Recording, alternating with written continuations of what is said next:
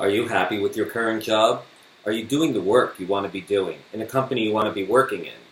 Do you dread your job or going to work every day? Or do you have children graduated from college and want them to have a competitive edge entering the workforce?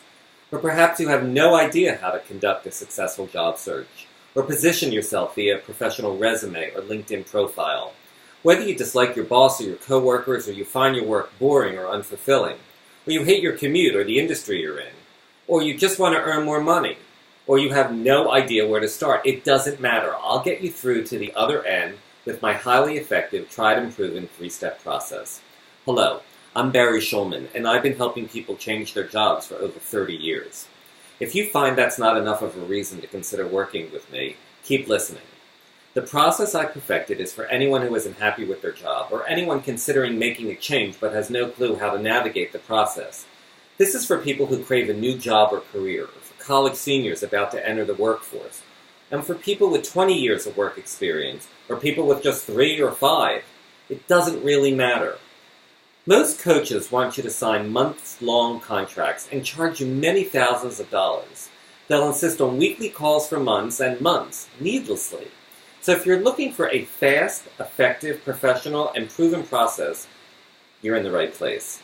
Again, I've been coaching people for over 30 years, and my clients work in every imaginable industry at all levels, and every person I've ever worked with has learned how to make a successful job and or career change after our working together. The pace is fast, so you've got to be able to process quickly.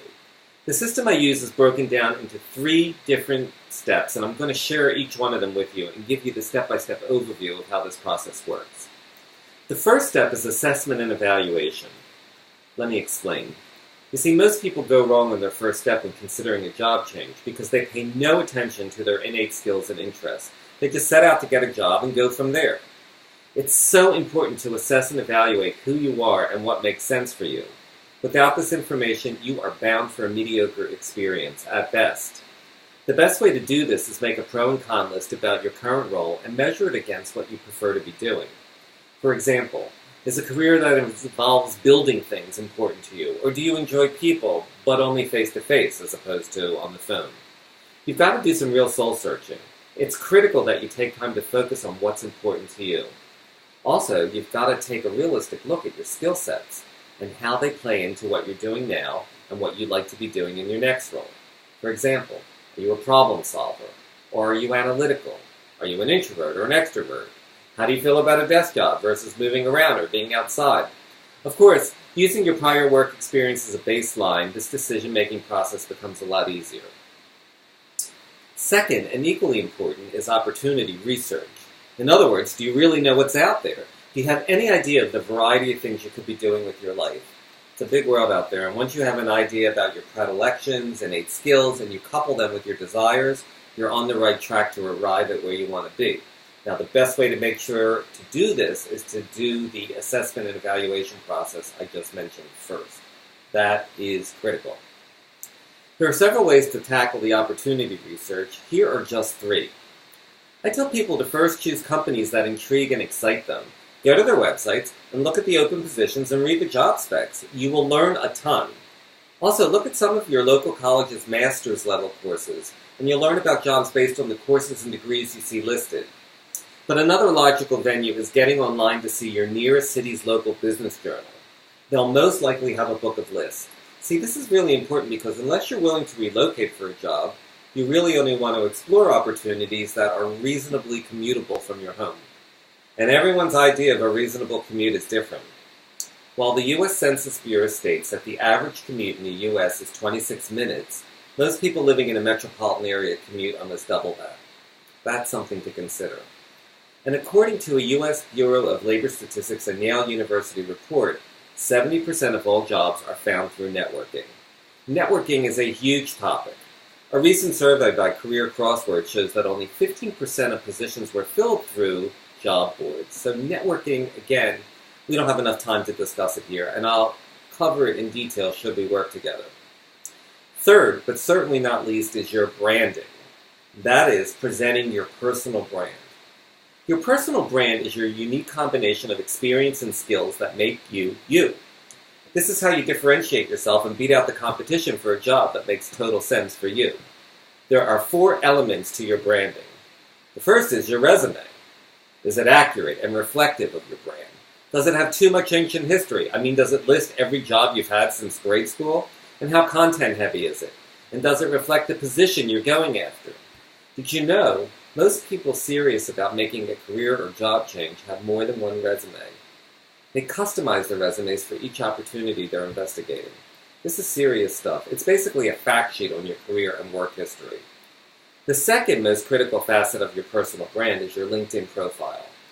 Does it reflect the image and experience you want to convey to the world and prospective employers? Everyone looks at LinkedIn. It has to be perfect. So choose a photo that's professional. Only use a headshot. Don't use photos of hiking or eating or driving, and no swimsuits or shorts or sleeveless shirts. LinkedIn gives you an opportunity to tell your story. Your work-life story, not your life story. There's a huge difference. You must be selective but thorough, and your English and syntax needs to be perfect. And again, the copy needs to support the case for you getting the role you're interested in. You need to be smart about how to make it work for you. Third, and equally important to your personal brand, are your cover letters. Do you even think about tone, length, pertinent data, and structure? This is where a lot of candidates are eliminated from the hiring process, because the ability to write is extremely important, and the ability and necessity of spell checking is key. What do you think a prospective employer is going to think when they read a cover letter that hasn't been proofread?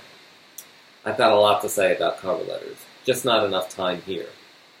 The fourth, but definitely not least important when trying to support your personal brand, are your interview skills. Do you have any? Do you know how to be interviewed? If you made it to the interview, you've done an excellent job. And I could go on and on about what to do and what not to do, but here are 5 key points for interviewing. First, don't talk about the weather when you're getting settled. Read the paper that day and address something pertinent to the person interviewing you. Something about their background, because you should have checked it out, or the industry, the company, anything but the weather. Secondly, dress professionally. Even if you know for a fact that the office is business casual, wear a suit. And don't let anyone tell you otherwise. The interview and your potential coworkers will be taking a mental photo of what you look like, and everyone looks better in a suit. So dress for success. Third, make sure you know where you're going and double check the time and plan on getting to the area 15 minutes before the interview starts. You don't want to be late, thirsty, or need to use the restroom prior to your interview. You want to walk into the meeting completely present, otherwise it will be more difficult for you to find your center and answer questions intelligently. Fourth, make sure you stay on topic. You've really got to monitor what you're saying. Are you answering the questions directly? It's okay to ask, did I answer your question? Nothing worse as an interviewer than asking a question and listening to someone respond without answering the question. It happens all the time. Don't do it. And while there are many more points I could address, the 5th and last one is have good questions about the role prepared. You will be graded on your questions. They should be intelligent and reflect your understanding of the position. There are tons of other do's and don'ts around resumes, LinkedIn profiles, cover letters, and interviewing that we cover if you decide that we work together. I can help you figure out your strategy and goals moving forward and help you edit your resume and LinkedIn profile. I'll help you edit your cover letters and give you expert interviewing direction, all within 3 weeks for a total cost of $1,500, which is less than 10% of what any coach will cost over a period of many months. Many coaches don't have anywhere near the 3 decades experience working with people in career transition that I have. The only variable to this fast-track career coaching model is your ability to process quickly. This process works best for people who process quickly because we cover a lot of information in 3 hours over a 3-week period. Look, life is too short to be unhappy with your job. If you're ready to make the commitment of time, energy, and money, please, under the message header when you reach out to me, provide as much detail as possible about your current work situation and exactly what you'd like to accomplish working together. I need to know your goals and your expectations. Given how Thumbtack works, I cannot respond to any inquiries that do not provide these specific details. In closing, here's to your success in your job and career search, and thanks for listening. I'll see you on the other side.